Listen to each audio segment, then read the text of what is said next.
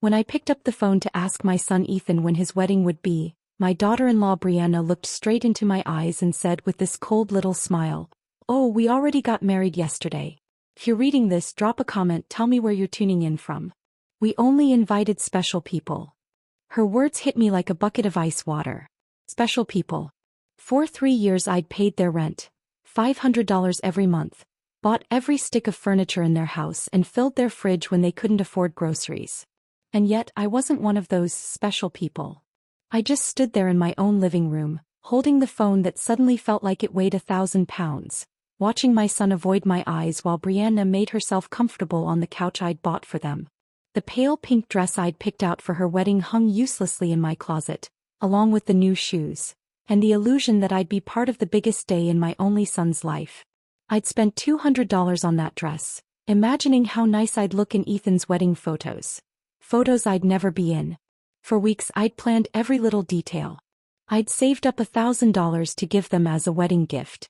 I'd even called my sister Debbie in Chicago to tell her the happy news. I'd scrubbed my house top to bottom, picturing them coming by after the ceremony to celebrate. All of that collapsed in one heartbeat with those 4 poisoned words.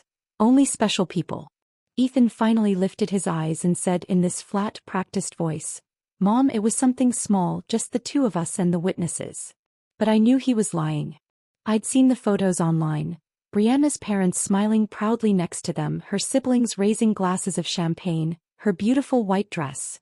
The same one I'd unknowingly helped pay for with the $800 I'd given her for personal expenses.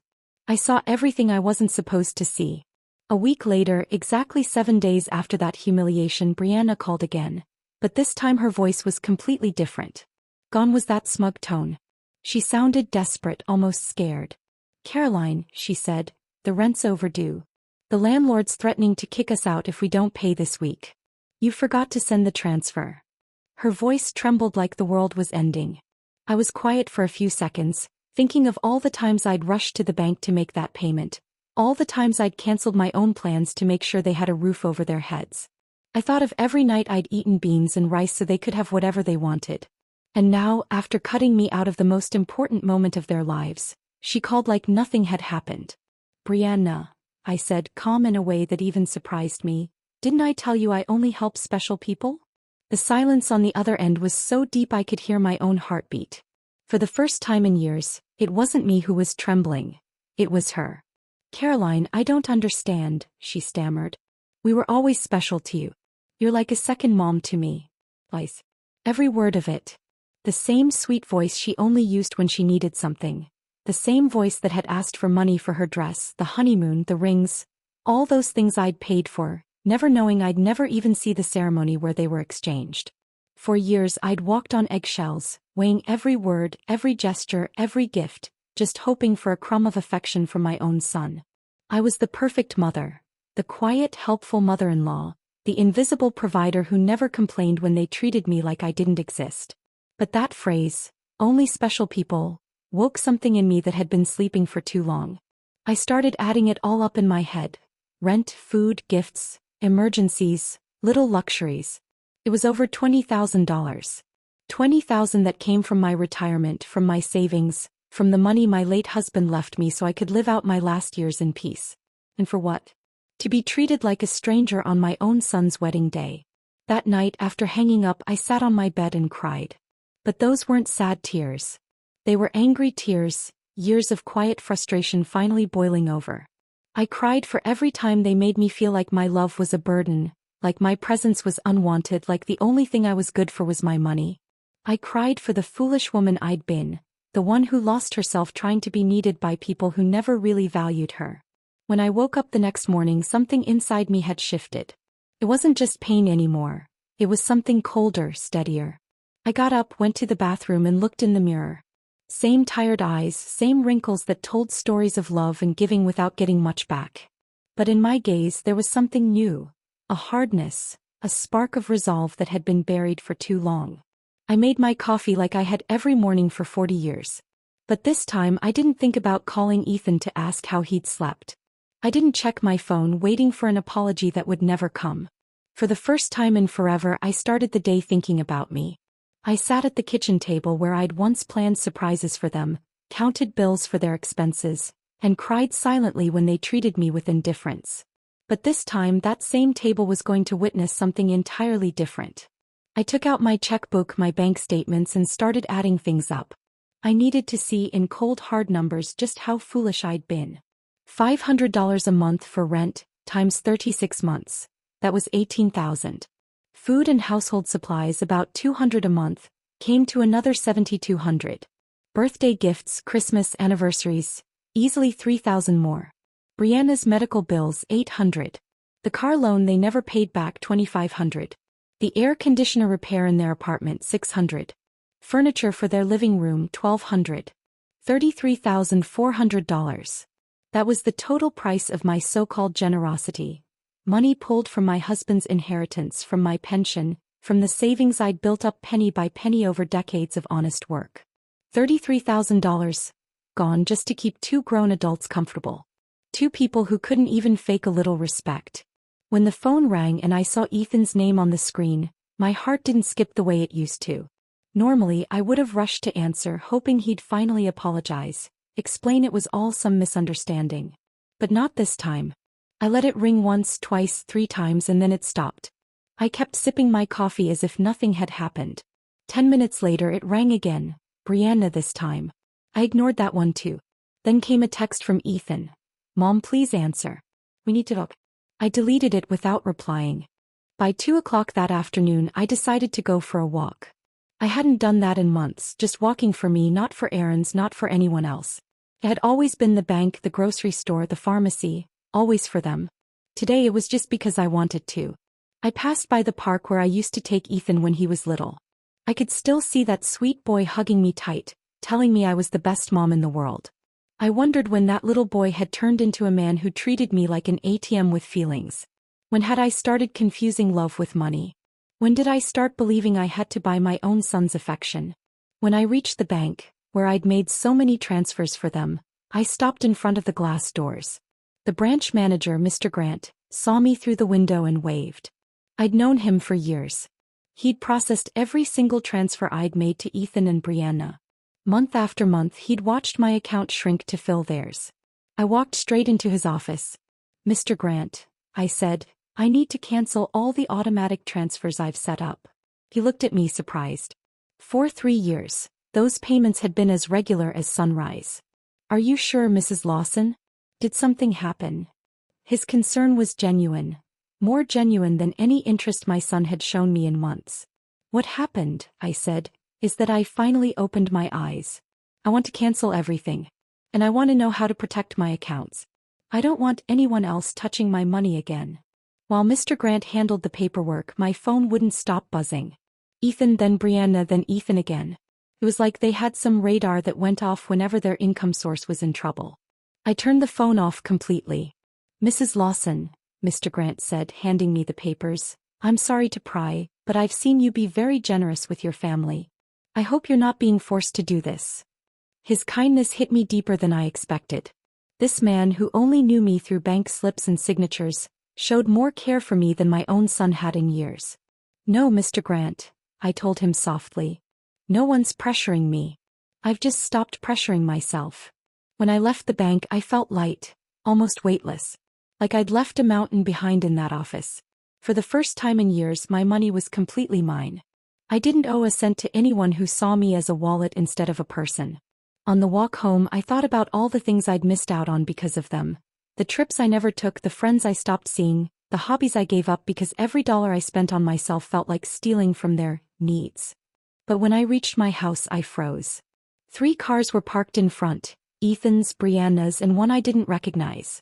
Through the window I could see movement inside. My blood ran cold. They had keys. I'd given them keys, trusting they'd one day care for me the way I'd cared for them. I took a deep breath and opened the door. It was time for the first real confrontation of my new life. Inside the sight stopped me cold. Ethan sat on my sofa, his head in his hands. Brianna was pacing like a trapped animal. And an older man I'd never seen before was standing at my dining table, going through my papers. My personal papers. What is happening here? I asked, my voice sharper and louder than I expected. All 3 of them looked at me like I was the intruder in my own home. Brianna spoke first, her voice carrying that same desperate edge I'd heard on the phone. Caroline, thank God you're here. We need to talk. This is Mr. Hayes from the law firm we've been consulting about your situation. My situation? The words came out calm, too calm even for me. I wasn't aware I had one. I'm doing perfectly fine. Ethan finally lifted his head, those once innocent eyes now full of panic, the kind that only comes when money's involved. Mom, he said, we went to the bank and they told us you canceled all the transfers. Mr. Grant said you even blocked our access to your accounts. We just don't understand why you'd do that. Mr. Hayes, a man in his 50s with a stiff gray suit and a smile that didn't fool anyone, stepped forward and held out his hand. Mrs. Lawson, I'm Dr. Hayes, a family law attorney. Your children are concerned about your mental well-being, and they've asked me to assess your situation. I didn't take his hand. Instead, I walked straight to my dining table and gathered every document he'd been rifling through without my permission. These are my private papers, I said firmly. You have no right to go through them. Mom, Ethan interrupted, using that condescending tone he'd perfected over the years. We're worried about you. You've been acting really strange lately. First, you cut us off financially without any explanation. Then you stop answering our calls. We think you might need some help. Brianna came closer, reaching for my hand with that fake tenderness she always used when she wanted something. Caroline, sweetheart, she said softly, we know this has been hard for you. Maybe you're feeling lonely. At your age, episodes of confusion aren't unusual. That word, confusion, echoed in my head like an alarm bell. Suddenly everything made sense. They hadn't brought a lawyer to help me. They'd brought him to declare me mentally unfit and take control of my finances. The same woman who told me I wasn't special enough to be invited to her wedding was now treating me like a senile old lady. I am not confused, I said, my voice cutting through the air like a blade. I see things clearer now than I have in years. And all of you are going to leave my house right now. Mr. Hayes jumped in, his voice full of that polished, professional calm lawyers use when they're trying to sound reasonable. Mrs. Lawson, I understand this feels overwhelming, but your children have the right to intervene if they believe your decision-making ability is impaired. They've documented several concerning behaviors. Concerning behaviors? The laugh that burst from me was rough, almost bitter. Like what? Deciding that my money belongs to me. Choosing not to bankroll two adults who treat me like garbage. Brianna shot up like I'd slapped her. We never treated you badly. You're part of this family. Everything you have will belong to us one day anyway. We're just speeding up the process. And there it was, the truth naked and ugly. In their eyes, I was already dead. They were just collecting their inheritance early. It didn't matter if I had 70 years left or 70 days. To them, I was just a walking ATM that had suddenly become inconvenient. Out, I said, pointing at the door. All three of you, get out of my house. Ethan stood up, his face twisted into that same spoiled child expression he used to make when he didn't get his way. Mom, we can't just leave. We have obligations, the rent, the car payments, the credit card you co-signed for. You can't just cut us off overnight. I can't. My voice rose for the first time. Who says I can't? For years I paid rent on a place that wasn't even mine. I stocked a refrigerator in a house where I wasn't welcome. I financed a life that didn't include me. Mr. Hayes calmly took a folder from his briefcase and placed it on the table. Mrs. Lawson, we've prepared some documents that could help with this transition. A power of attorney allowing your son and daughter-in-law to manage your finances temporarily, until you're feeling better. I took that folder, didn't even open it, and tossed it straight into the trash. The only transition happening here, I said, is yours, to the front door. Brianna began to cry, but those weren't tears of sadness. They were the tears of someone furious at losing control. You can't do this to us, Caroline. We were counting on you. We made plans based on your help. We bought things, we have bills, You took on obligations based on my money. I cut in. Not my happiness, not my company, just my money. And now that I've decided to use it for myself, suddenly I'm a confused old woman who needs a guardian. Ethan took a step toward me, but I moved back. He wasn't that scared little boy who used to crawl into my arms after nightmares. He was a 35-year-old man who saw his mother as an obstacle between him and an easy life. Mom, he said quietly, pretending at remorse, We made mistakes. The wedding was just a misunderstanding, Ethan said, his voice cracking slightly. Brianna was nervous and I was under pressure. We can fix this, if you just be reasonable again. Reasonable. The word tasted bitter in my mouth. Being reasonable meant going back to paying for their lives while being treated like a stranger. It meant pretending it didn't hurt that I was excluded from the most important day of my only son's life. Mr. Hayes packed up his papers with the quick efficiency of someone who's used to having their proposals rejected. Mrs. Lawson, he said stiffly, this isn't over. Your family has legal options. If you're truly making irrational decisions due to mental decline, a judge can determine that you need a guardian. His words landed like a punch to the gut. I suddenly understood. This wasn't just manipulation. It was a legal threat. They actually meant to declare me incompetent. Mr. Hayes, I said, looking him straight in the eye, you might want to do your research before you threaten a 71-year-old woman who's managed her finances perfectly for 40 years. A woman who raised her son alone after losing her husband, ran her own household, worked honestly until retirement and, up until last week, financially supported 2 fully capable adults. Brianna stopped crying. Her face hardened and for the first time I saw her real expression, cold, calculating. This won't stay like this, Caroline. We have rights. And lawyers too. Perfect, I said, my voice steady. Hire every lawyer you want. With your money, of course, because mine isn't funding your tantrums anymore. The 3 of them walked toward the door, carrying the stiff dignity of people who weren't used to hearing the word no. But before he stepped out, Ethan turned and looked back at me. Mom, he said darkly, this is going to end badly for you. You'll wind up alone with no one to take care of you when you really need it. Ethan, I said softly, feeling an unexpected calm wash over me, I already am alone. The difference is now it's by choice, not by your neglect. When the door closed, I stood there in my living room, surrounded by the most beautiful silence I'd heard in years. It was the silence of freedom. That night I couldn't sleep, not out of sadness or regret but out of adrenaline. I'd finally taken control of my life. I lay awake, planning my next steps like a general before battle. If they wanted a fight, I'd give them one, but it would be fought with intelligence, not emotion. By 6 the next morning I was dressed and ready to go. My first stop was the office of Mr. Cooper, an attorney I'd worked with years ago when handling my husband's estate. Unlike Mr. Hayes, the lawyer Ethan and Brianna brought, Mr. Cooper had a spotless reputation and specialized in protecting the elderly from exploitation. As I told him what had happened, he listened carefully, his face tightening. Mrs. Lawson, he said, what your children tried to do yesterday is unfortunately common. It's called elder financial abuse. And it's a federal crime. The fact that they entered your home without permission and went through your personal papers also counts as a legal violation. His words both comforted and frightened me. Comforted because they proved I wasn't crazy. What happened was real abuse. Frightened because it meant this was far more serious than I had imagined. We'll need to document everything, Mr. Cooper said.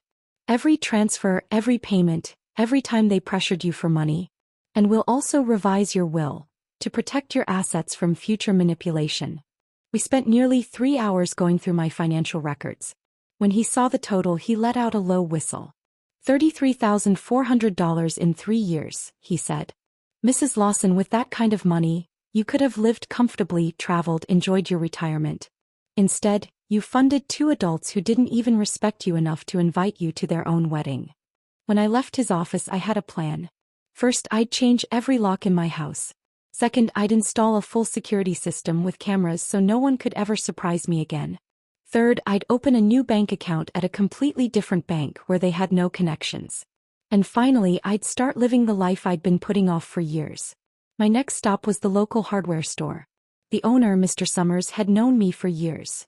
I used to come by all the time buying things to fix Ethan and Brianna's apartment. This visit was different. Well, Mrs. Lawson, he said with a smile, what brings you here today? Another emergency with your son. His tone was light, but I could tell he'd seen more than he ever said. No, Mr. Summers, I said firmly. This time it's for my own house. I need to change all the locks and I want the best quality ones you have. He raised his eyebrows, surprised, but said nothing. As I was picking out the locks, his son Jake, who installs security systems, walked in. It felt like fate had lined everything up for me. Jake, I told him, I need a full surveillance system. Cameras, alarms, the whole package. Price isn't an issue. While they were writing up the order for installation the next day, my phone buzzed with an unknown number. I almost ignored it until I heard the voice on the other end. Caroline, please don't hang up, Brianna said quickly. It's me. We need to talk like civilized adults, Brianna said, her voice soft and careful. Then talk, I replied dryly. Listen, she began, I understand you're upset about the wedding. It was a mistake. Ethan and I talked it over and we want to make it up to you. How about we have a special dinner, just the three of us? We could do it at your house, cook together like we used to. The manipulation in her tone was so transparent I almost laughed. Brianna, I said, how much rent do you owe right now? The silence that followed told me I'd hit the bullseye. It's 2 months, she finally admitted. $1,000 total. But that's not why I'm calling, Caroline. We really miss you in our lives. Do you miss me or my money? I asked flatly. Both, she said, surprising me with her honesty. I won't lie to you. Yes, we need your help, but we love you too. You're important to us. If I'm so important, I said quietly, why wasn't I important enough to be at your wedding? Why am I never important enough for a phone call that doesn't involve money? When's the last time you called just to ask how I was doing? She didn't answer. He didn't have to. We both knew the answer was never. Brianna, I said firmly, I'll explain this once. For 3 years you treated me like an ATM with feelings. You used me, ignored me, humiliated me, and finally, you insulted me in the worst possible way. Now that the money's gone, suddenly you remember you love me? Caroline, please. There's no please, I cut her off. You made your choice when you decided I wasn't special enough to be part of your wedding. Now I'm making mine. And I hung up. Then for the first time in a long time I turned my phone completely off. No more interruptions. No more guilt. It was mighty of liberation. That afternoon I did something I hadn't done in over a year. I went to the beauty salon. I'd cancelled so many appointments because Ethan or Brianna needed something, or because the money I'd saved for myself had turned into their emergency. Mrs. Lawson, my favorite stylist, Cynthia, called out the moment I walked in. Well, look who's back. I thought you forgot all about us. I smiled. I didn't forget you, Cynthia. I just forgot that I deserved to be taken care of too. I treated myself to everything, haircut, color, manicure, pedicure, the works. And for the first time in years I spent money on me without an ounce of guilt. While Cynthia worked her magic, she told me about her kids, her husband, her dreams. It felt so refreshing to have a real conversation again, one that didn't revolve around Ethan and Brianna's endless needs. When she was done, she smiled at my reflection. You look beautiful, Mrs. Lawson. But more than that, you look free. Did something good happen? Yes, I said, meeting my own eyes in the mirror. I finally learned how to say no. Later that afternoon when I drove home, there was a car parked in front of my house I didn't recognize. My heart jumped. For a second I thought Ethan and Brianna were back, maybe bringing reinforcements. But as I got closer, I saw an older woman sitting quietly on my front steps. Mrs. Lawson? She asked as I approached. Yes, that's me, I said cautiously. Can I help you? I'm Eleanor Brooks. I live next door. We've been neighbors for years, but we've never really talked. Yesterday I heard some shouting from your house and I just wanted to make sure you're all right. Her kindness caught me completely off guard. A stranger cared more about my well-being than my own son ever had. Come in, Mrs. Brooks, I said, smiling. I'll make some coffee and tell you a story you're not going to believe. As the coffee brewed, I told her everything. She sat listening quietly, nodding here and there, eyes kind and full of understanding. When I finished, she looked at me with tears in her eyes. Mrs. Lawson, she said softly, you did the right thing. I went through the same thing with my daughter 5 years ago. I thought it was my job to support her, to fix everything.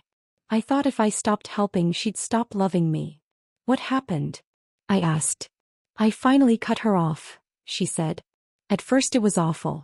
She yelled, cried, guilt-tripped me, did everything she could to make me feel small. But after 6 months, she called to apologize. Now we actually have a real relationship, one based on love, not money. Her words gave me hope, and something even better, peace. Do you think Ethan and Brianna will ever understand? I asked quietly. She smiled sadly. Maybe they will. Maybe they won't. But that's not your responsibility anymore, Caroline.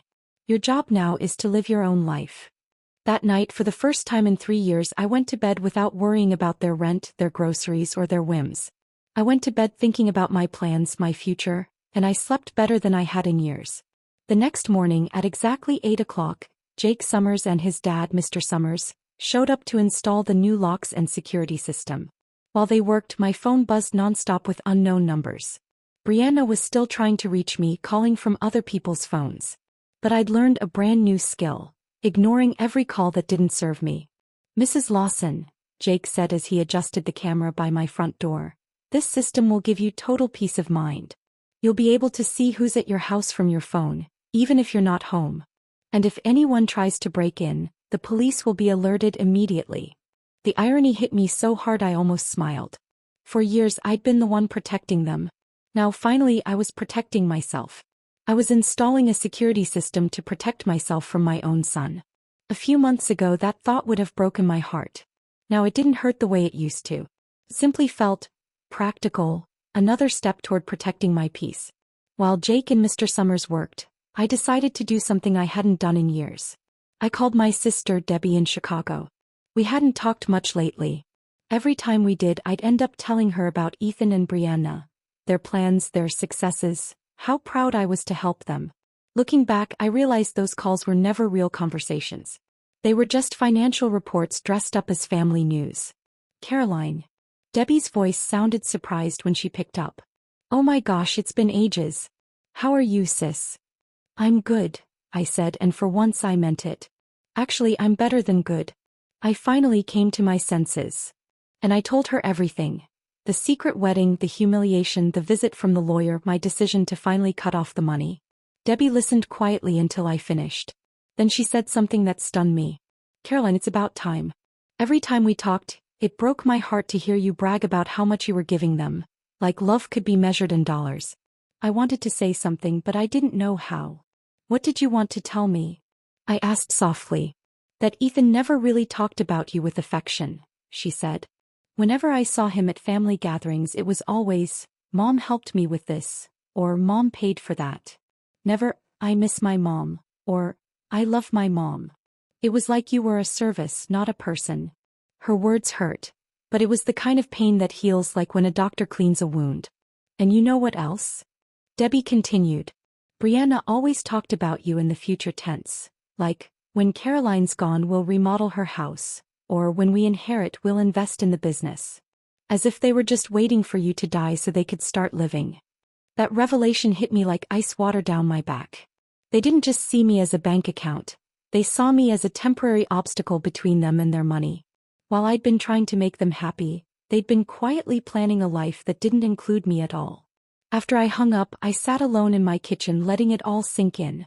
35 years of raising my son alone after Robert died. 3 years of financing 2 adults who saw me as a $100,000 inconvenience. The doorbell rang and I glanced at the new camera feed. It was Eleanor standing there with a steaming mug in her hands. I opened the door and she smiled. "I thought you might need some company after everything you told me yesterday," she said warmly, handing me the coffee. "Come in," I said, touched. We sat in the living room as the morning light poured in. Eleanor started talking about her own experience. "My daughter said the exact same things to me that Brianna says to you," she said with a knowing look. "You're like a second mom to me. We're special to you. Everything will be ours one day anyway." Same lines, different actors. They all come straight out of the Emotional Manipulation Handbook. I chuckled softly. "Do you think such a handbook actually exists?" "Not officially," she said with a grin, "but it sure feels like they've all read the same chapters. Chapter 1. Make her feel indispensable. Chapter 2. Create constant financial emergencies. Chapter 3. When she resists, question her mental health." We both laughed, the kind of laugh that sits halfway between humor and heartbreak. It was sad and funny all at once, realizing how predictable our children's behavior had been. "Did you ever feel guilty for cutting off the money?" I asked. "Every single day for the first 3 months," she admitted. "But then things changed. My daughter got a second job. Her husband quit golfing every weekend and picked up extra work. They started living within their means. And most importantly, they remembered I'm a person, not a paycheck. Her words gave me strength and a quiet sense of hope I hadn't felt in years. That afternoon I decided to do something I'd been putting off far too long. I went to visit Robert's grave. I'd made so many excuses not to go. There was always some emergency with Ethan or Brianna, or I'd convince myself the cab fare was better spent on them. The cemetery was peaceful and still. His grave looked a little neglected. I hadn't been there in months. I sat down in the grass beside the headstone and started talking to him like he was sitting right there beside me. "Robert, my love. I think I lost myself for a while," I whispered. "After you were gone, I poured everything into Ethan. I wanted to be the best mother I could, to fill the space you left behind. But in doing that, I think I forgot who I was." A soft wind blew through the trees, and for a moment I felt like he was listening. "Our son, he's not the boy you remember. Or maybe he is and I just refused to see it. Brianna's the same, sweet on the surface, sharp underneath. The money you left for me, the life you wanted me to have in peace. I used it to take care of them. But not anymore, my love. I've learned."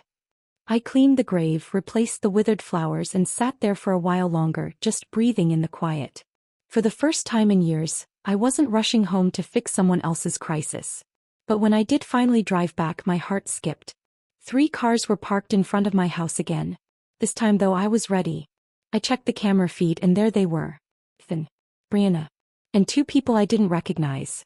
Everyone outside looked restless, talking over each other, pointing toward my house. I stayed in the car and didn't move. Instead, I picked up my phone and called Mr. Cooper, my lawyer.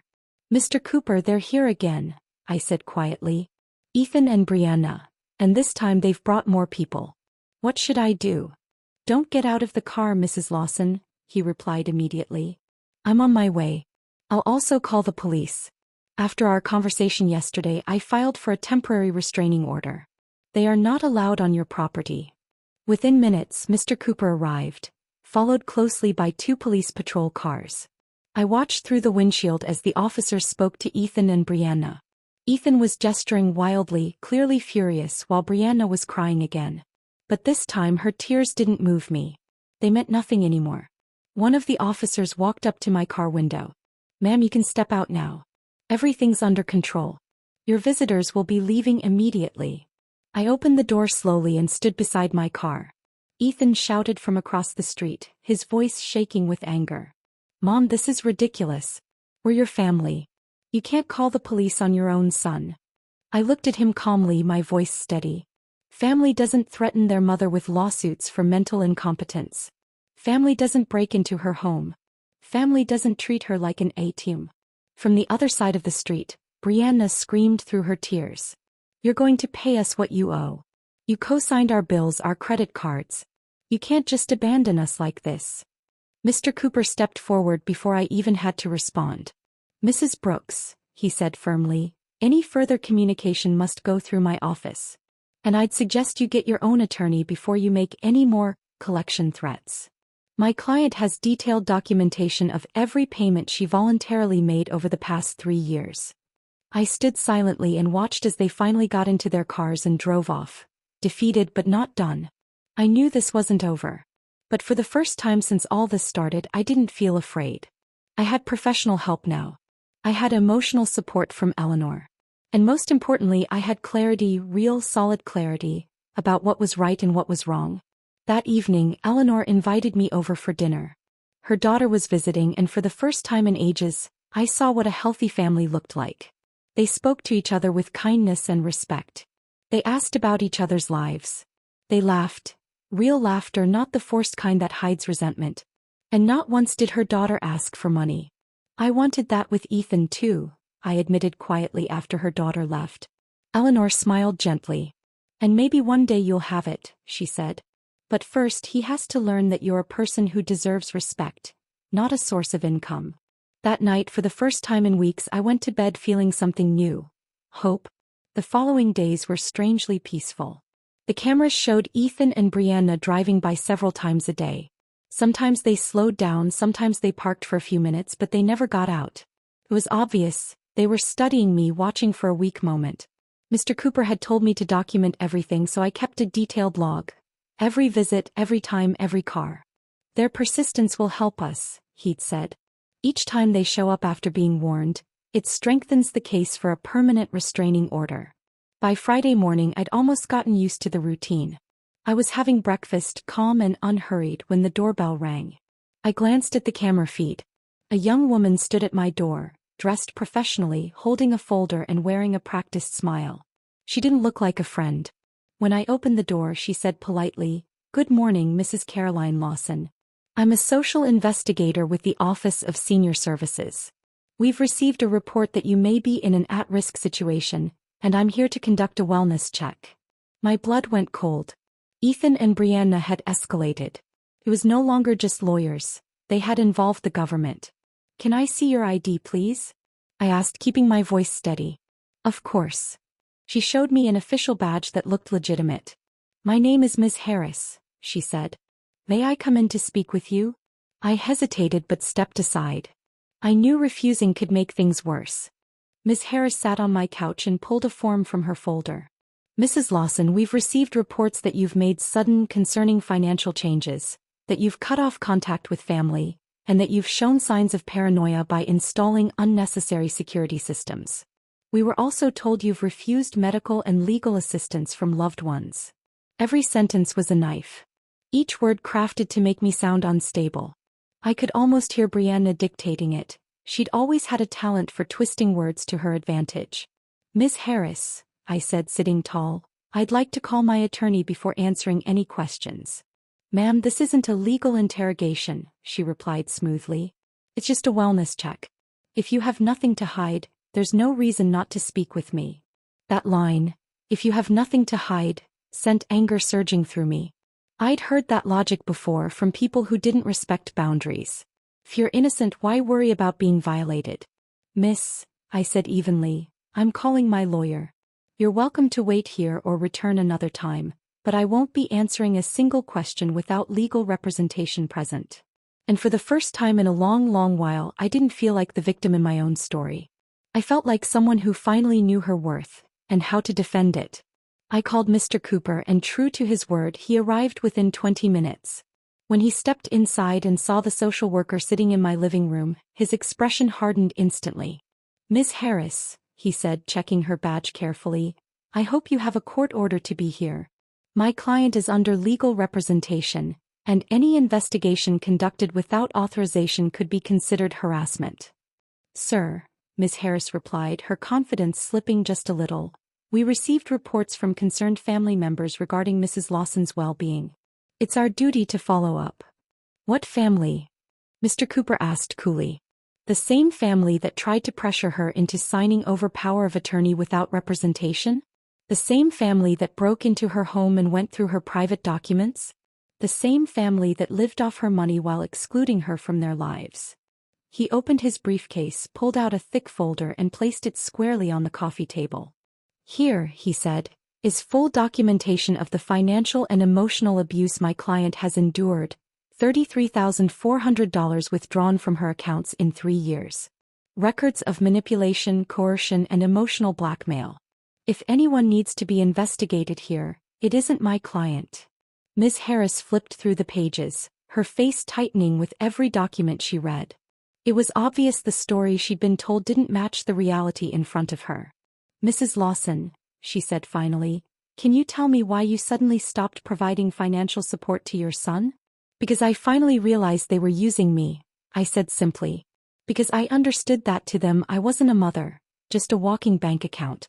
Because I got tired of financing the lives of 2 adults who see me as an obstacle instead of a person." "But don't you feel it's your responsibility to help your family?" she asked carefully. That question made my blood boil. "Ms. Harris," I said, steady but firm, "my responsibility as a mother was to raise my son until he became an adult, to educate him, to teach him right from wrong, and to give him the tools to build his own life.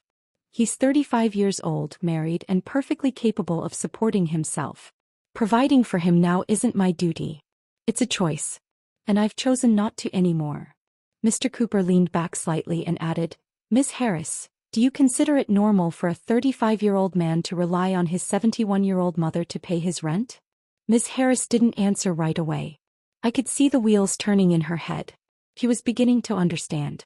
Mrs. Lawson, she asked after a pause, do you handle your own finances? I do, I said. I can show you my bank statements, my investments, my tax returns. Everything is up to date and in order. Do you live independently? You're standing in my house, I replied. I maintain it myself. I cook, I clean, I drive my own car. I take care of my health and I have a wonderful circle of neighbors and friends. Do you take any medication? Just vitamins and the occasional aspirin. I don't have any conditions that affect my mind or body. Mr. Cooper nodded. My client has also completed recent medical evaluations as part of our legal preparations. She's in excellent mental and physical health. Ms. Harris closed her folder and sighed. Mrs. Lawson, she said finally, based on our conversation and this documentation, I see no reason to believe you're at risk or in need of intervention. I'll be closing this case. When she left, the room went quiet. Mr. Cooper and I sat for a moment, neither of us speaking. Then he said softly, Caroline, this isn't over. They're desperate now. Ethan and Brianna are spending money they don't have to try and get you declared incompetent. Does that mean they're panicking? I asked. It means exactly that, he replied. They might try to file a petition for guardianship. It's costly and hard to win, but if they find a sympathetic judge and a psychiatrist willing to back them up, it could get messy. They won't win, but they'll make noise. The thought terrified me for a moment. They wanted control over everything. My savings, my home, my independence. They can try, Mr. Cooper added calmly, but we've got solid evidence showing you're competent, and showing that their actions are motivated by greed, not concern. That afternoon I called Debbie to vent. After listening to everything she said, Caroline, do you see how far they're willing to go for money? They're destroying their own family ties, spending money they don't have and ruining their reputation, all for access to your bank account. That tells you everything you need to know. And it did. Ethan and Brianna had shown me who they truly were. There was no going back. No reconciliation. To them I had never been a mother or a loved one. I'd always been a wallet with a pulse. It hurt, but it was also freeing. I didn't have to doubt myself anymore. I didn't have to feel guilty for protecting what was mine. They had proven beyond any doubt that my well-being meant nothing to them. Only my money did. That evening, Eleanor stopped by with a surprise. She'd invited some of her friends from the garden club to meet me. Caroline, she said warmly, these are my friends, Cynthia, who you already know from the salon, and this is Maria, Carmen, and Alfreda. We've all been through something similar. Family members who crossed the line. We spent the evening sharing stories. Maria talked about setting boundaries with a brother who always needed just one more loan. Carmen shared how she'd had to distance herself from a daughter who only showed up when she needed cash.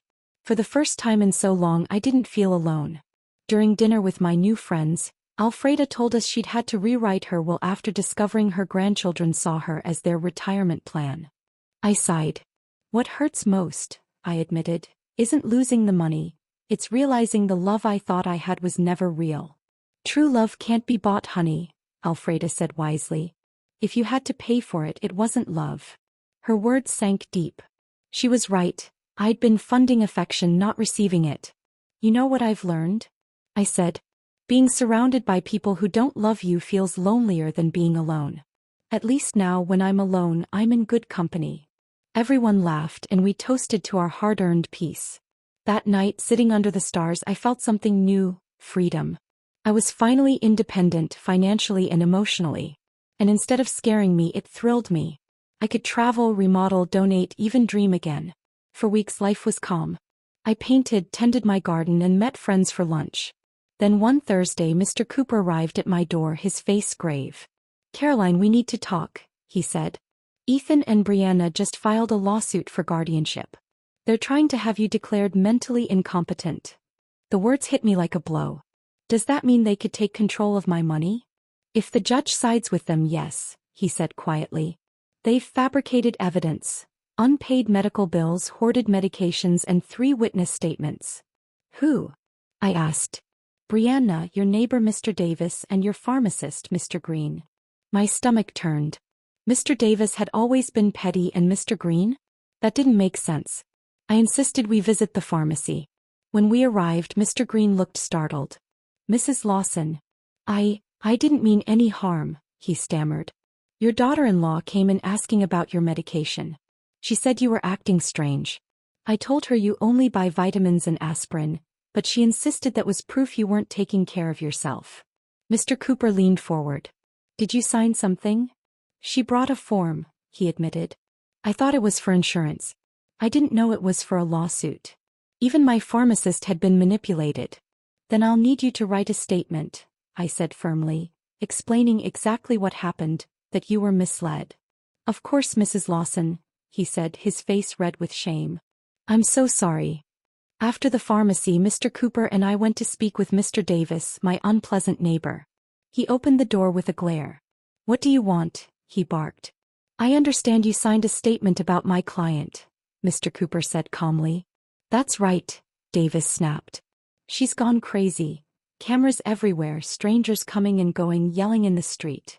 I took a breath. Those cameras are for protection.